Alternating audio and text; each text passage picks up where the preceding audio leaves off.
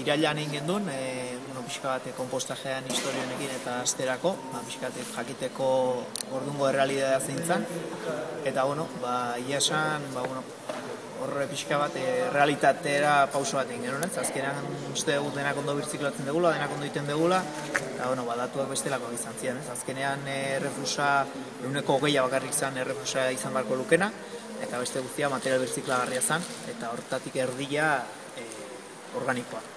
Orduan, erabaki genuen organikoa herrian kudeatu nahi genula, garbi geneukan hori, eta implantazio guztia eta gero, bigarren karakterizazio hau daukagu, pixka bat ikusteko ze emaitza ematen ditun, eta pixka bat ikusten da ere, birziklajeko konteneretan eta kantidadeak desintea handitzen nahi diala, baina, seguraski, hendik beste pauso batzuk gehiago karriko ditu, nik uste aurrera pauso garrantzitsu nahi dugula, dela organikoa herrian tratatzeat, uste zero zabor bidean ebai, pauso oso garrantzitsu.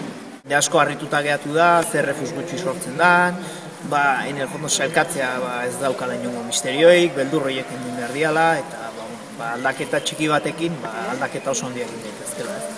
Eta, nik uste herri bezala arro behar degula, eta nik uste hau azkenean ondo jutean seinale badaudela, eta herritar guztioi eskertu hartzaila, egindako esportu txiki horrengatik, azkenean emaitza oso dut.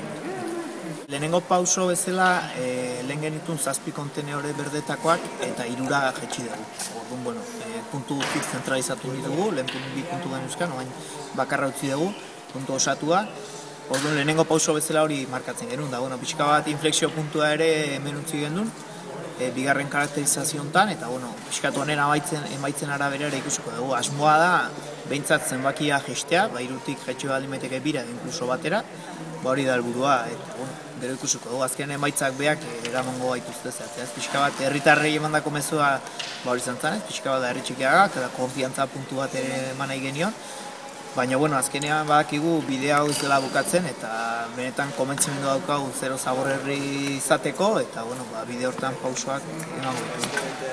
Demostratu dugu, sistemen gainetik emaitza oso onak lortu daitezkela, eta Europan erreferente izan gaitezkela tema honetan, askotan, bengo dagoen liskar hauekin, ematen du, ez dakitez, baina azkenean ikusten dugu Europan eredugarri gehala, eta posible dela, eta aldaketa oso txikiekin, gauza oso handia egin ditezkela.